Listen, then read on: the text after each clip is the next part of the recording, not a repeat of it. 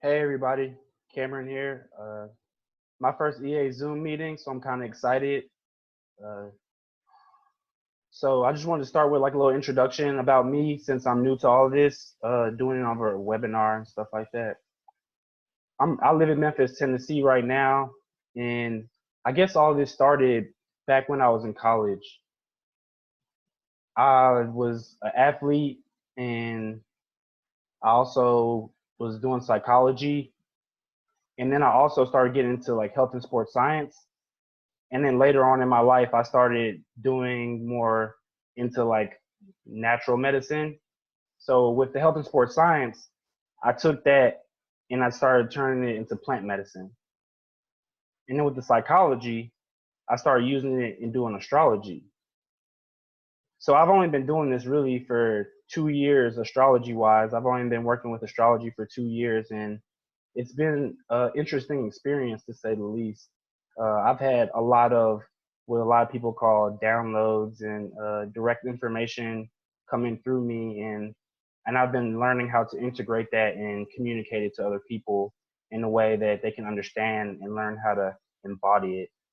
And the reason why I chose the symbol speak is because that's what they did to me and through me.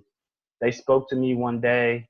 I was driving to work, and I had pretty much all the planets come. It felt like it came through my consciousness, and I directly experienced what they felt like. And ever since then, I've also had other experiences where the planets come through me, but it's different every time, and every time it shows me a different facet of how the planets and archetypes speak and how they move through us in a conscious way. Right now, I'm working at a spiritual supply store, and there I always tell people, they ask me, what do I do? And I say, I work with plants, planets, and people. And those three things, in a way, they're starting to merge every single day.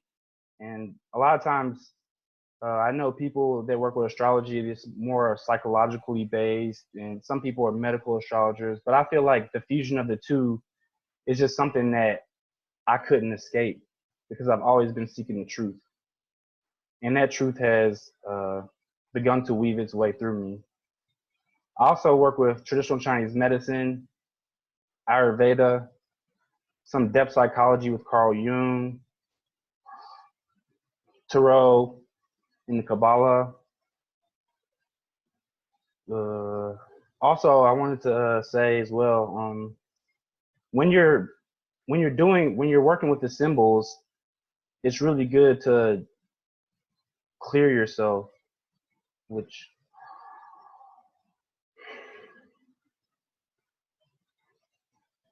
and we clear ourselves because we need to become an empty vessel for the planets to come through. So I'm going to start with next slide. Astrology and natural law, right? We all have heard the axiom, as above, so below. And even in the picture right here, we can see that there's an atom and there's also the planet. If you look at those pictures, if you took away some of those things like the celestial North Pole, all those words right there, they would kind of be the same thing, right? So we have to understand that in everything, there's layers to the fractal pattern. And that's so important to understand because a lot of times in this day and age, you know, there's a divide that I see, especially here where I live in Memphis, where there's like one group of people that are the older generation and they're very, you know, materialistic, or not in the sense of just money, but just like very physical, very in the practicality of things, and things have to be proven by science. And then the younger people that I've begun to work with, they're very intuitive. They can feel a lot of things, you know. But so one of those people, one of those generations, the older generation is like the below. They have a pretty good grasp on it, and maybe even to an excess on that spectrum. And then the younger generation, they have the above thing going on where they are very intuitive and have all these higher realm ideas, and you know, everything is love and stuff like that going on. And those two things, don't necessarily need to be split apart. They need to be put together. And my teacher told me one day, and it really resonated with me, that ascension is not even really going up. It's going from the head to the heart. That's something that I hold true in my life, and it's super important to remember that. But also, the above can be the mind. Whatever is happening in the mind, it's happening in the body. Whatever is happening in the sky, it's happening on earth. As within, so without is essentially the same thing, but I feel like it doesn't necessarily get as much press, I guess you could say, as the above and the below. So I kind of wrote down a few things that was really interesting to me when I was just meditating on this slide, actually. The within could be like the inner skin. That would be like Cancer, because it's like the mucosal membrane, the lining of our digestive tract. In the outer skin, that would be Capricorn. So those two things are reflecting each other all the time. Also, it could be in your tissue states, in the organ systems. It could be the home versus the neighborhood.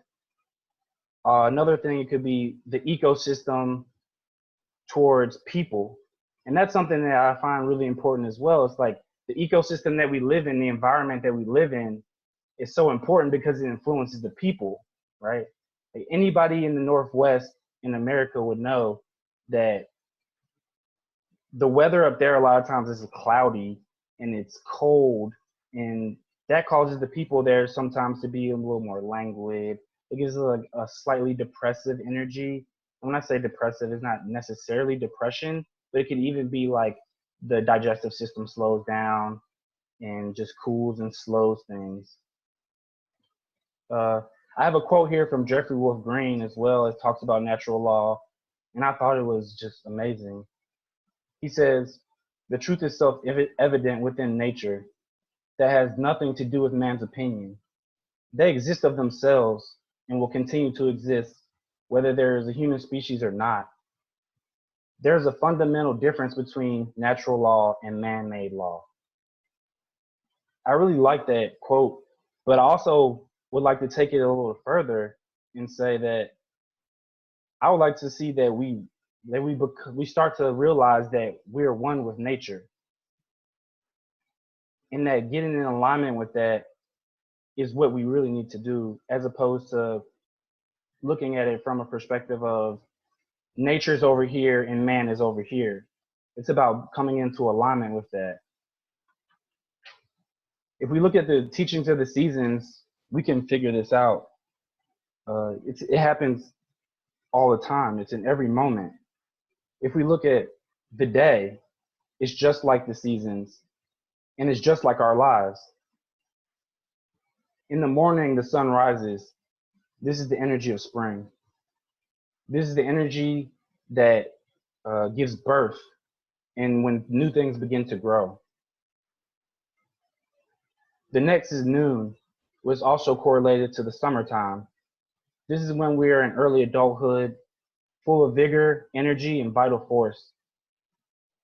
And sometimes, even in that, we get excessively hot, just like the daytime. Later on comes the sunset. This corresponds to the fall season. And it's also like at night when we reflect on things of that nature, calming things, when we start to share things with people. Like we come home from work and we share with our family. And also in the fall season is when all the holidays are beginning to start, and we start to share with our family and the people that we haven't seen all year, when we finally get to slow down. In our lives, that's when we get to an older age and we start to reflect on all the things that we've done. And then the night is like the winter. This is where we become the elder. It's also in the wintertime when we drop all the leaves. It's because we have to let things go. So it correlates directly to that. And also at night we sleep. So when we're sleeping, we're letting go of not necessarily consciousness, but we're letting go of the energy, the vital force that's moving around that carries us throughout the day. Next slide.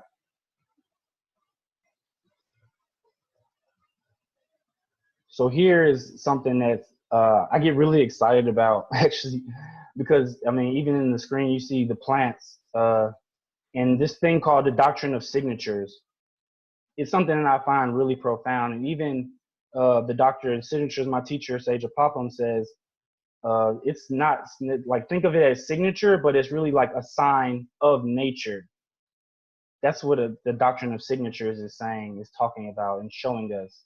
And in this slide right here, I have that there's a plant and it has a lot of thorns on it.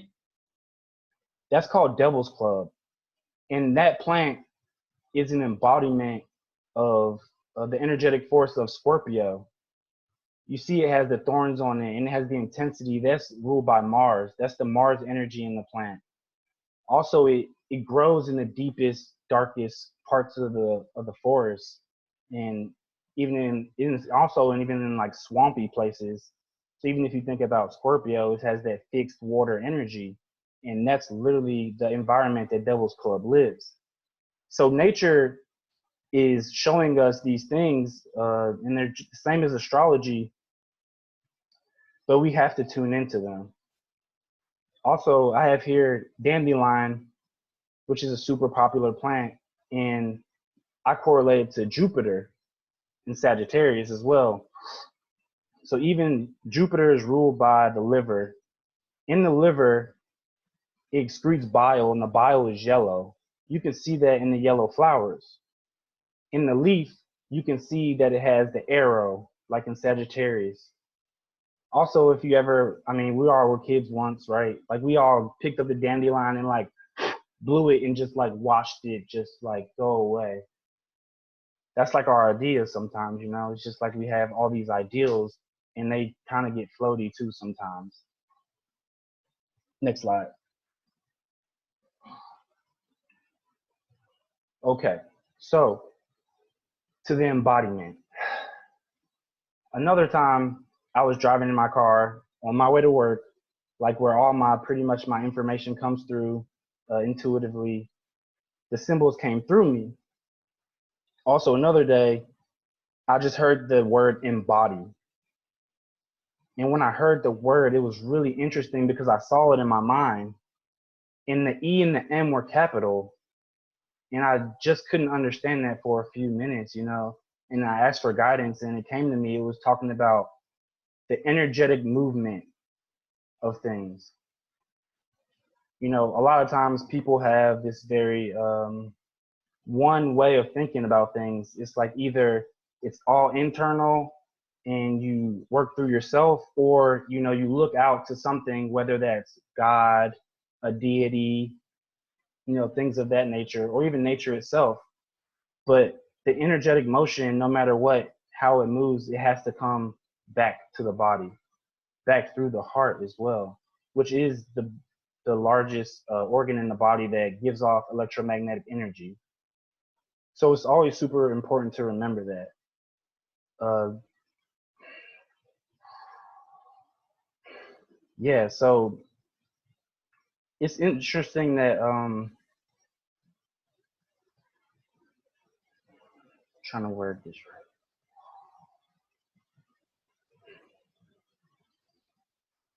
So it's interesting that when we look at the planets and we start with astrology, that people don't even really give the glyphs a meaning, you know? They kind of just skip over it and go to the modes, or they go to the elements. And I always wanted to know what the symbols meant, and I never saw anybody teach a class on it. So that's really why I wanted to do this class.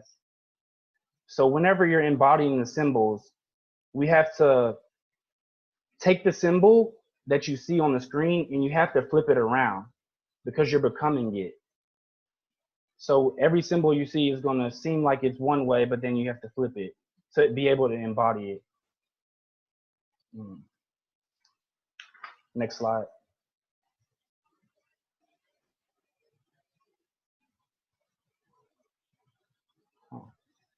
Oh, that slide's not showing up. But within this slide right in here, the component, there it is. Okay, cool.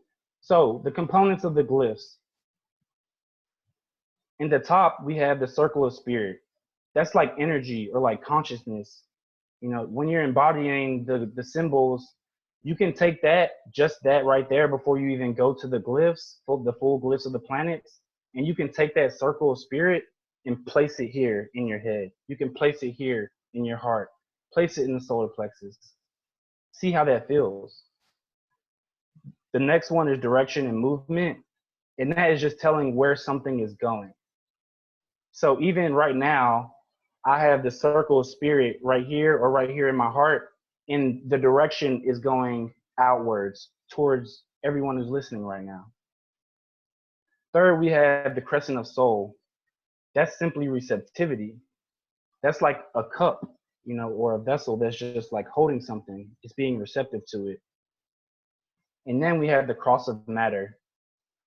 That's material reality, it's practicality, but the way I see it, it's where the vertical, when we're trying to align with things, meets where we're at right now in the present moment. Next slide. So with the glyphs, I'm going to go through the glyphs like we're going through the solar system. So it kind of corresponds to that natural law thing, like the things that are going on in the heavens, they're going on here as we speak right now. And the sun is the center. It's the provider of life. It gives meaning to the system. Without the sun, there is no solar system. And when I was working with this planet, or it was working through me, the dot was my heart. And that energy focused out and it radiated out everywhere. Even in science today, you know, the electromagnetic force of the body is centered in the heart. We always think of the brain, but it's not the center. The center is the heart. So I would just invite everyone right now to take a few deep breaths and just focus that dot right in the center of your heart and try to feel what that feels like, the energy, the circle of spirit around you.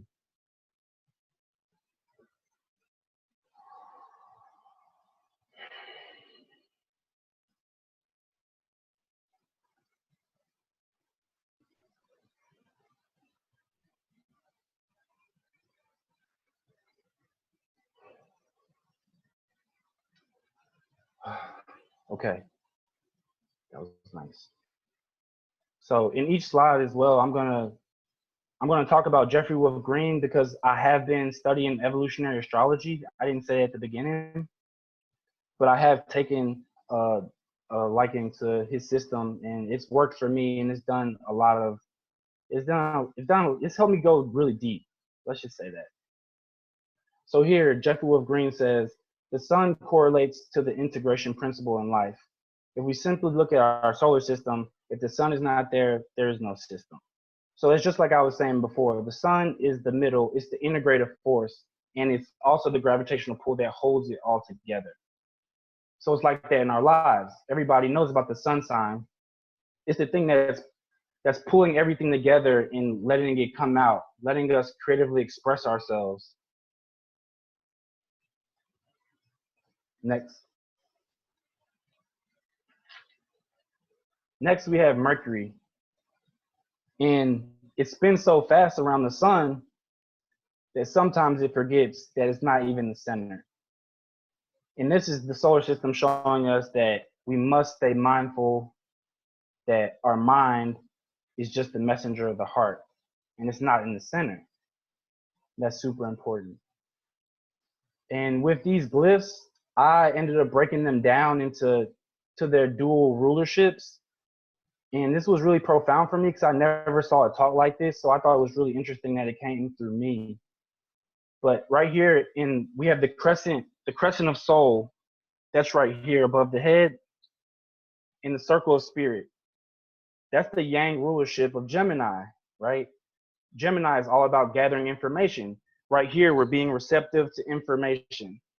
It doesn't necessarily have to come down, but that's showing that our minds are receptive. We're ready to take something in. And then the yin rulership is Virgo. So the circle of spirit in the cross of matter, they're coming together.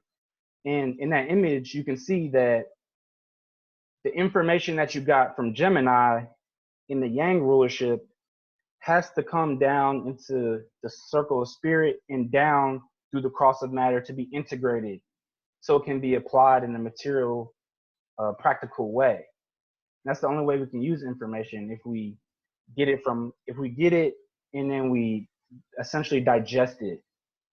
Because even I find this with people who are very mercurial, they tend to have a nervous system that's wired, and they can't digest their food because they're always trying to digest thoughts. And that also speaks to Virgo because it's ruled by the small intestines. And that's what the small intestines do. It's the exact same as Virgo. They say, we need this. This is good for nourishment. Let's get rid of this and send this to Scorpio, the large intestines.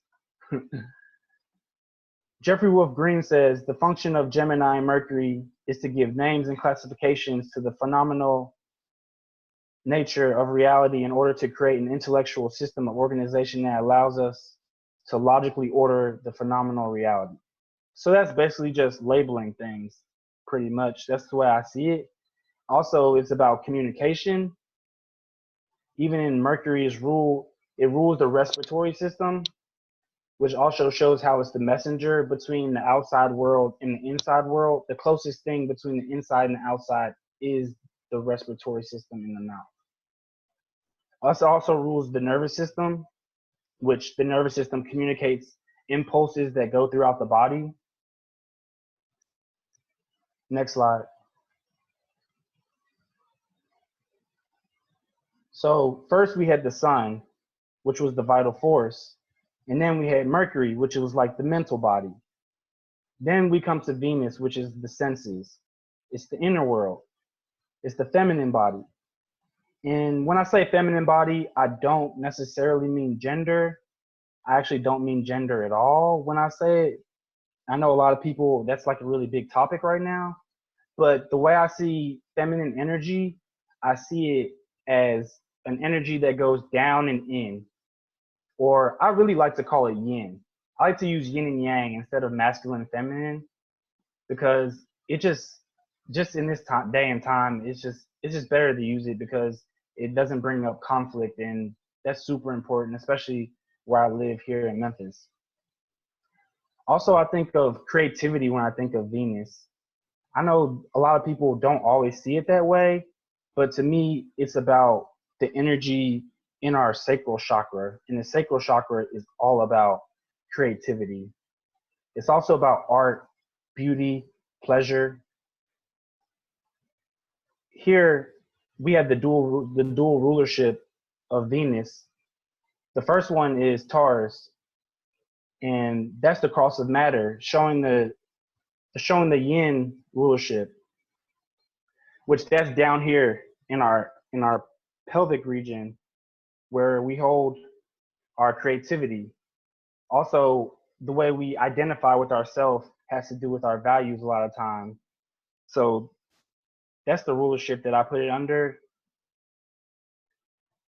And then we have the circle of spirit, and that shows the yang energy of Libra. That's like coming from our heart. We come outwards to other people, and always remembering that we always have to have the balance of the two. So if the cross of matter gets overemphasized, then we become too rigid and too materialistic about things.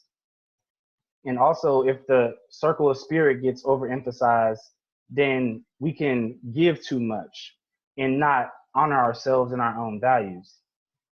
And that's what Jeffrey Wolf Green said in this quote right here. So now we have a delicate balance between what? Self-sustainment and the needs projected on other people. Venus is an extreme.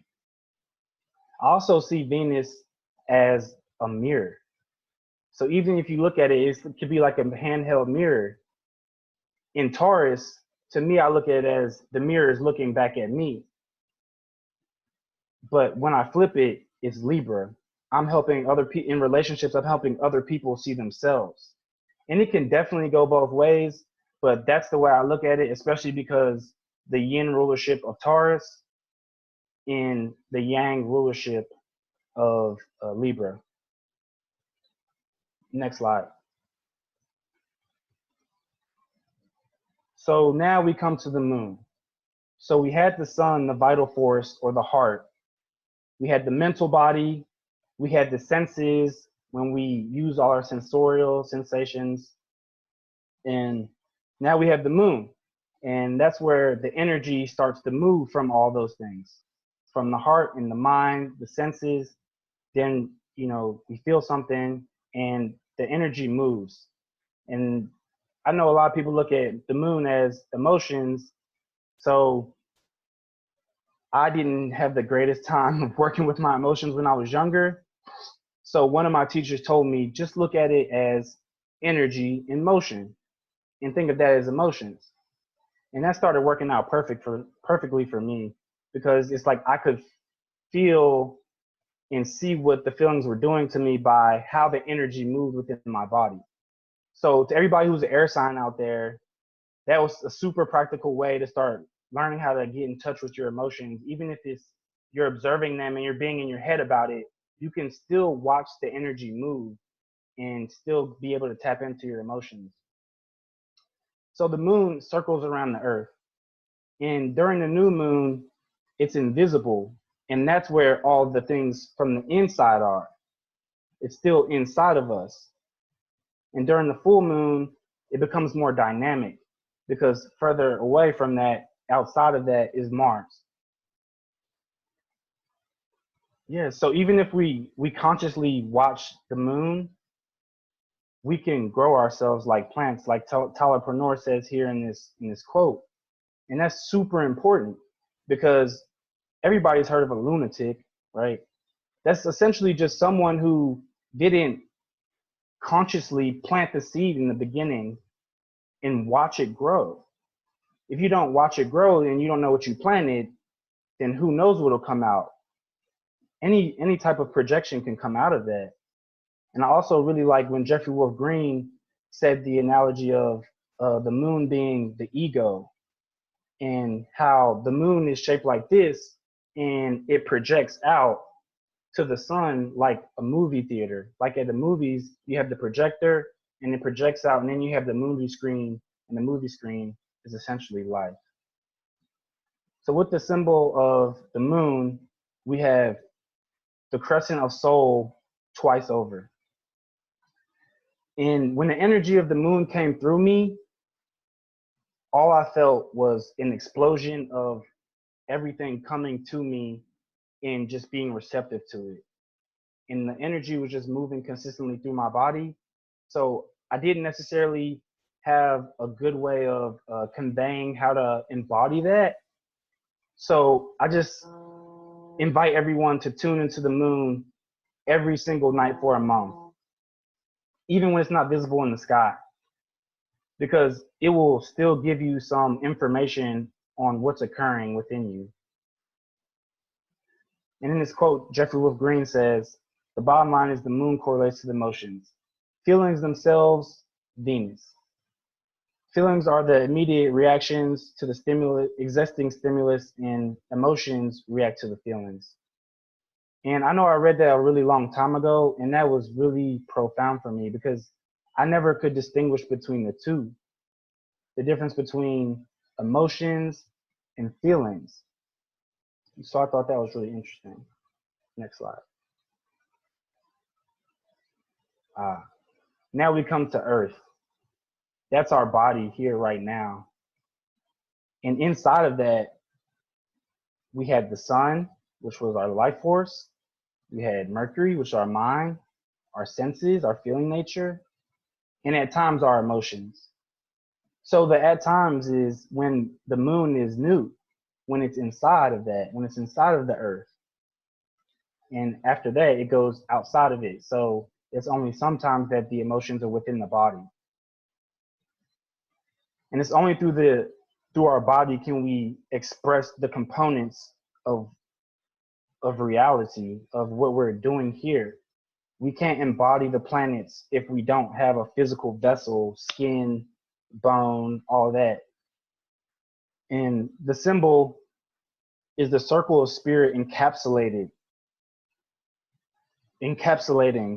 the cross of matter. To embody this, I just be present in the moment and see how I do have a body, but I'm more than a body, and there's something outside of that. Even if you look at the glyph on the side with the yellow glyph, it's a circle in the cross of matter. So you can even look at that as like the lens that we see through, because we're here on Earth, so that's the lens that we have to see through. Next slide. Now we're outside of the Earth. So we had all the things that were going on inside, and then we had Earth. And that's why that's so important, because a lot of times Earth is just not tuned into very much. So I thought it was really important to put that in there. So now we're leaving Earth and we're going outside. So outside of Earth, energetic force springs out of the Earth body. It's yang and it's masculine. And that's what I mean by masculine, like I was saying earlier. It's the up and out energy. Even if you think about it, the anatomy is how I look at it, because it's not necessarily male, female, but it's a masculine energy because men have a penis, so it projects out. And women have a vagina, so it goes down and in.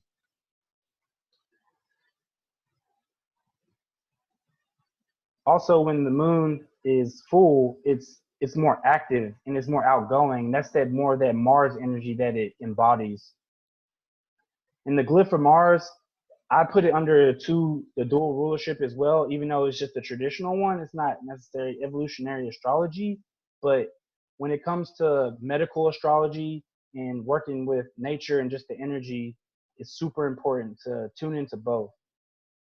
So the arrow emphasizes the yang rulership of Aries. This is spontaneous energy. Direct movement coming from the solar plexus is how I embody it, because that's our willpower. That's how we do things moment to moment, how we assert ourselves. Also with Mars, it's like that. It's always coming from something. And it's that circle of spirit that it's coming from. And that's the Scorpio, the yin rulership.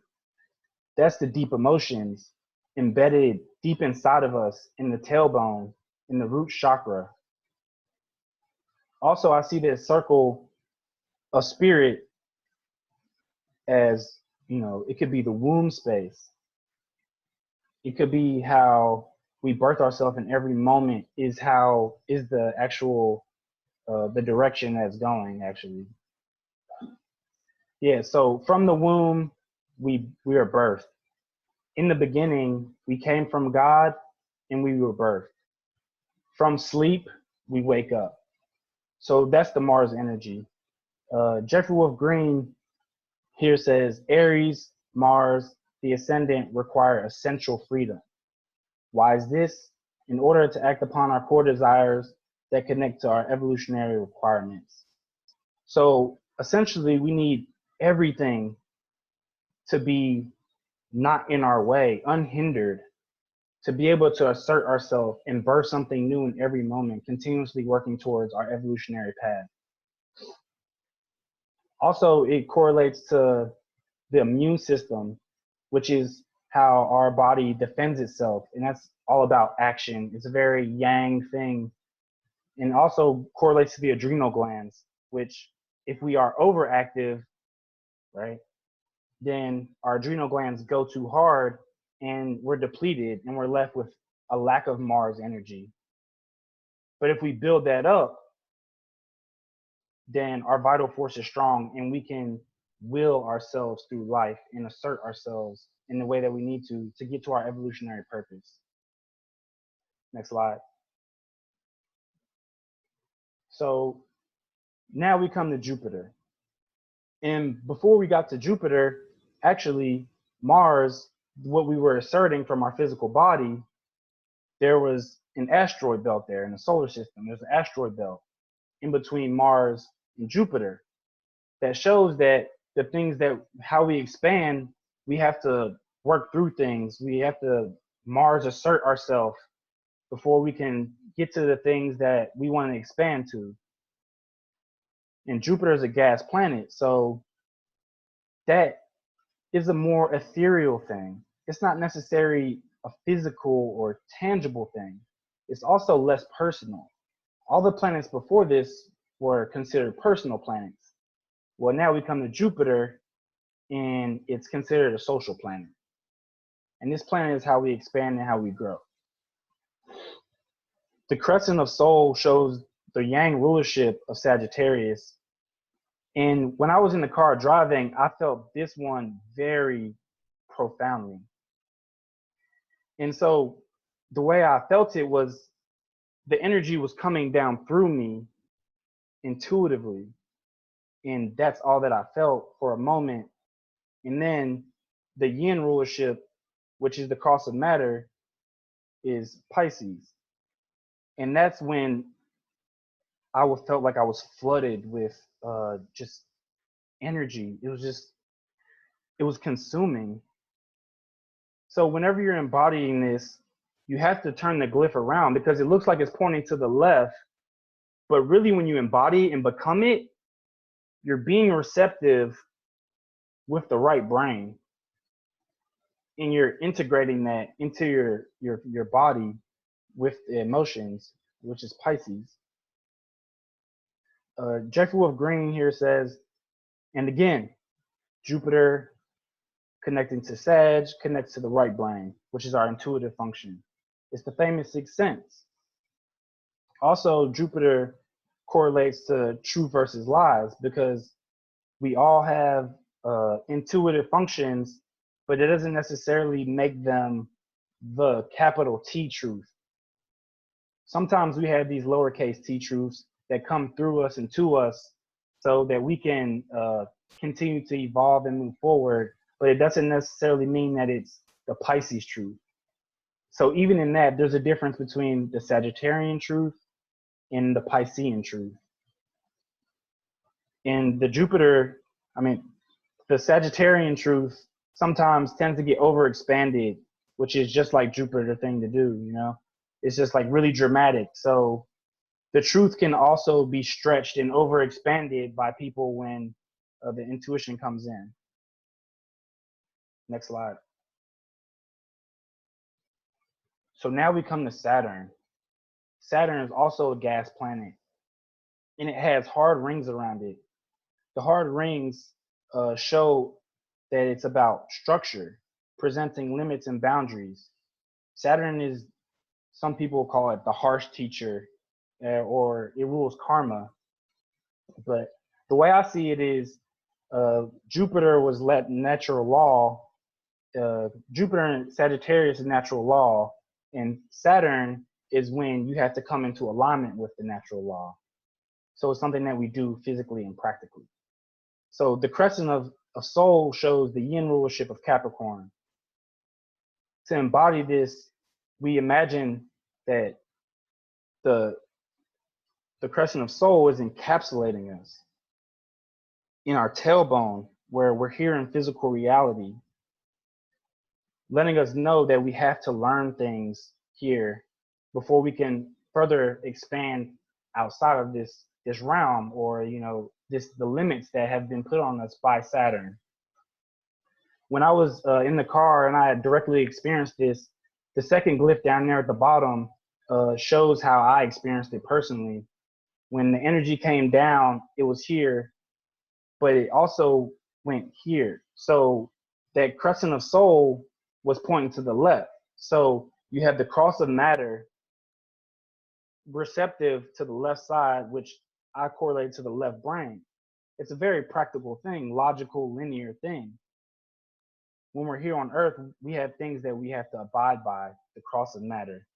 And we have to go about that in a practical way, so we use our left brain. The yang rulership is Aquarius. And the way I see this is that Aquarius is actually standing on top of the cross of matter.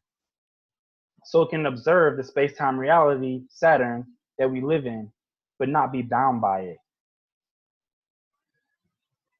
Saturn overall also correlates to just structure. So that's not just within the limitations and boundaries of this reality, it also goes into the body. So it rules the skeletal system, which is the structure of the body.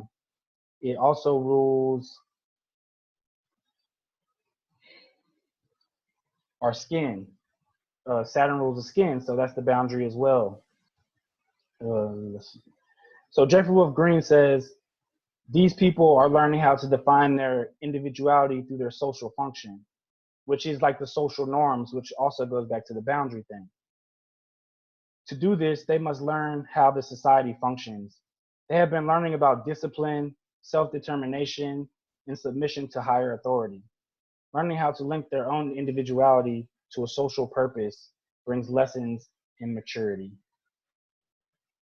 which to me is all about aligning with the law, whether that's natural law or the laws that we make here, man-made laws. It's all about lining up with the laws so we can move forward and expand further out. Next slide. So now we come to the more modern rulers of astrology, which the outer planets, they're really special to me, and something about them just, I don't know, I feel them way more tangible than I would presume that I would feel them. But so we come now to Uranus, and that's like beyond reality, and Saturn was reality where we can see it, and Uranus is beyond reality, but sometimes we actually can see it if we know what we're doing, and if we hold space for ourselves to be able to see it in the sky. We can sometimes see it. This also is like the flashes of insight that come to us, because if you're paying attention, you can see Uranus, but only sometimes. So it's just in flashes. Uranus is also about individuality and it's eccentricity, because even Uranus, it rolls on its side, showing the rulership of Aquarius, how people say the Aquarians are weird, so to speak. So the glyph, the circle of spirit is below the cross of matter, where we are in the subjective realm. The two crescents of soul are receptive to the left and right brain, the linear and nonlinear information. And at any moment, flashes of insight can be received from that. To embody that, we imagine the crescents of soul representing the past and the future going forward, bringing those energies together and being here in the present moment, the circle of spirit being the heart. And that's exactly what I felt when I was in the car, when I was embodying that energy. It was showing me that I was being receptive to the past, and I could see some type of resonance between the past, the present, and the future in that very moment. But also, it correlated to the left and right brains, both of those things going back and forth, and sometimes they happen to connect, come down, and be in beautiful unison. And that's how I experience the Uranus energy a lot of times. Jeffrey Wolf Green says Uranus correlates to individuation, liberation, freedom, and deconditioning. Deconditioning from what? Deconditioning from Saturn. Saturn correlates to all the conditioning patterns in our life. So that's what we were talking about earlier when we said Saturn is about structure. And then we get Uranus after that because it breaks that structure. And we continuously do that in our lives, right? We go into a structure, we fit into it, we master it, and then we break free from it. And then we go into a structure, we master it, and we break free from that. That's totally the Aquarian and Uranian way. Next slide. Actually, before I actually start talking about Neptune, with Uranus, I also wanted to add about something about the detachment part of it, because the circle of spirit is here, but then the Aquarians, they can go up and see from and observe from a detached point of view. Well, in our society, the word detached, it doesn't really resonate with me that much anymore, because I remember times where I would be detached and I would think it was okay, or I thought I was essentially bypassing things. So it isn't helpful always to detach. I started instead using the word non-attachment so that I could be here in the present moment, observe and witness what's occurring, but not necessarily be so moved by it that it shakes my foundation and essentially brings trauma, which Uranus is correlated to. Next slide. So now we come to Neptune, the sea god, the spirit world. Even in Neptune, the sea is way different than the land and the earth. I mean, the land in the sky. The spirit world has different rules. Just like in underwater, there's different rules than there is on the land and there is in the sky. The symbol of Neptune is the cross of matter is receptive, but also moving in the direction of the super consciousness, or what some people would see as the collective unconsciousness, which can be the world of myth, archetypal forces. Some people call it blue ether. There's many names for it. To embody this image, to embody this, imagine shifting your consciousness from the physical body to the crown of the head, being receptive to what is coming and letting go of the self that is experiencing the energy dissolving into the realm of possibilities.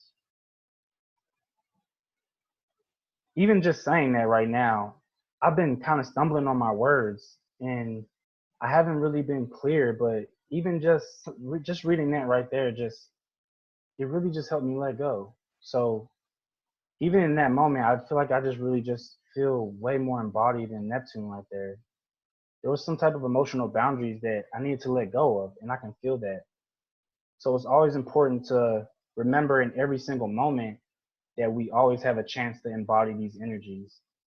A lot of times we embody them as an excess, and a lot of times we embody them as a deficiency. But it only takes letting the emotional boundaries in the past go for us to be able to be in the present moment, Aries.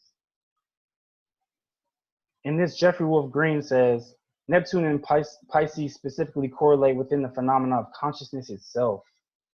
Consciousness in a total sense, not just limited to human consciousness, but the entire phenomena of consciousness.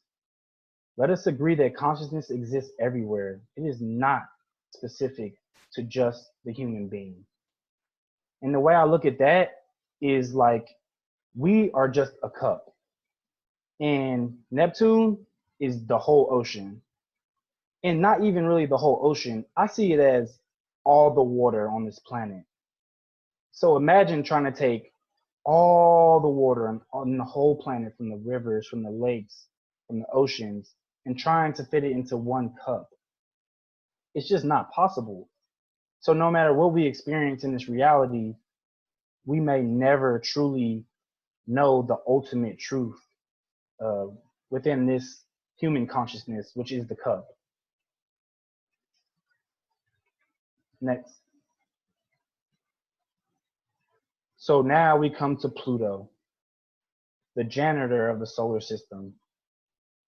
Correlates to death, sex, alchemy, rebirth, the phoenix.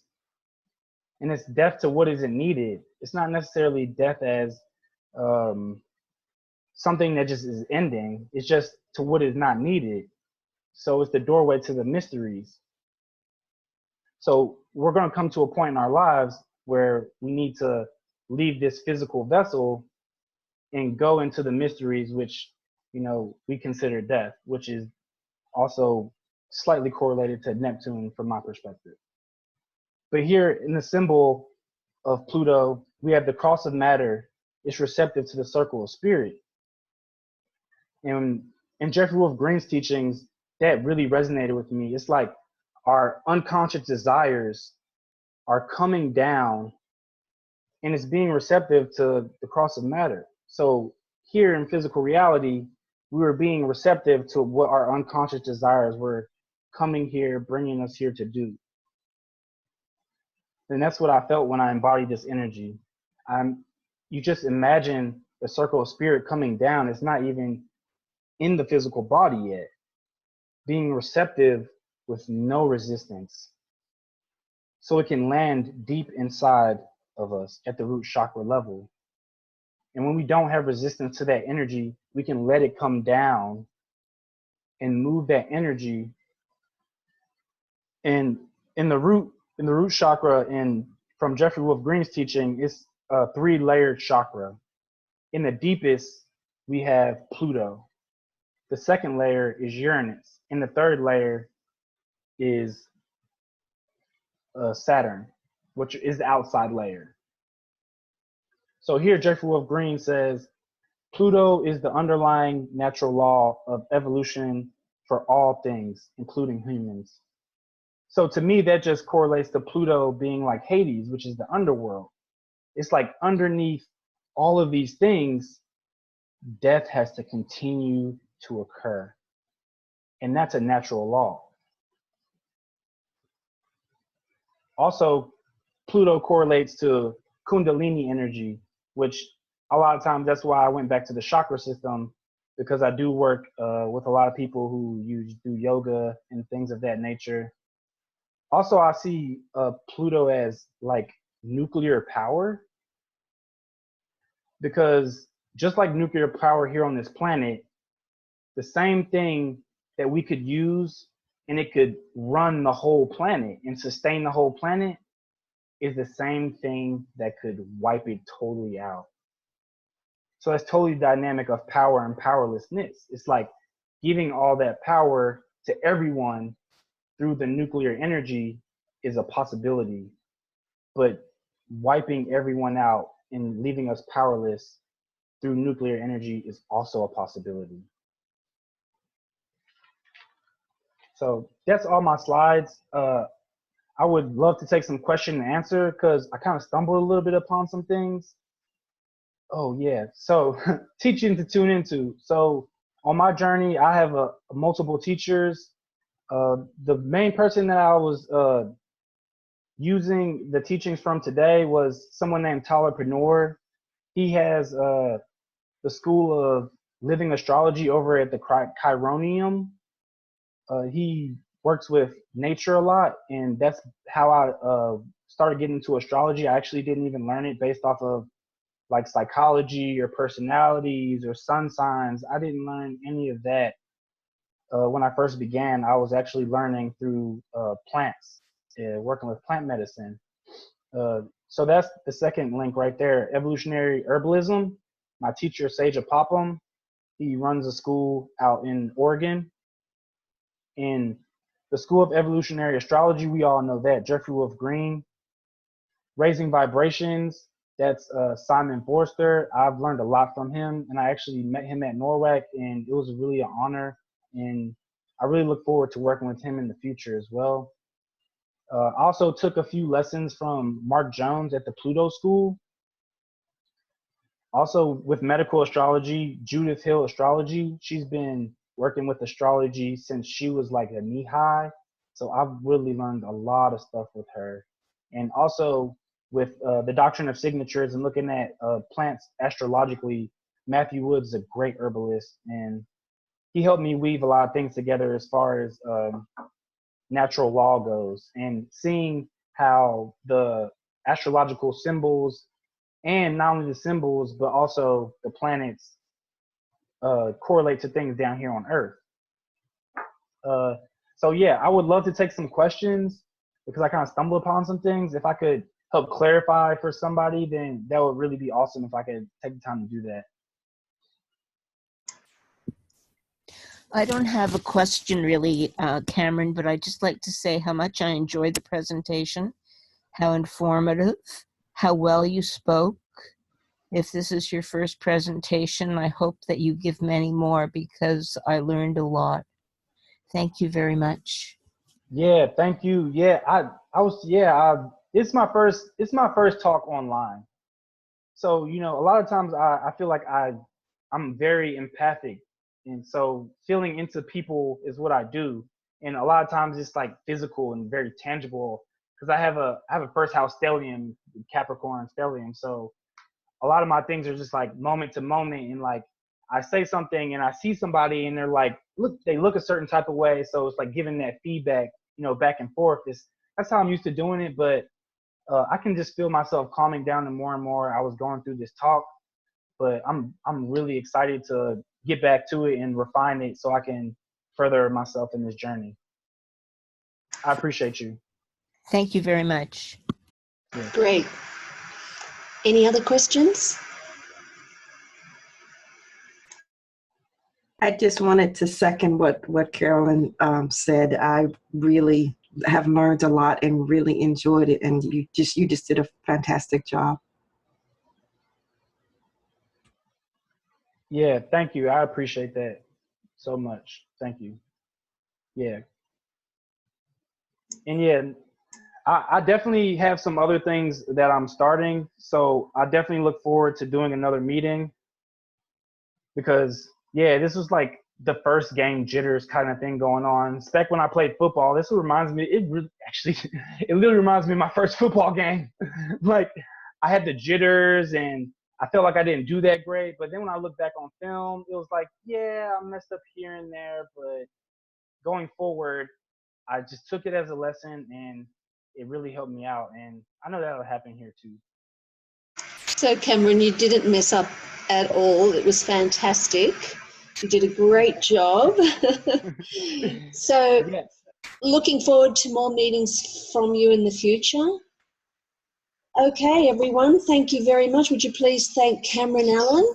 See you all next Thank you, time. Cameron. Thank you so much. Yep. Fantastic. Thank you.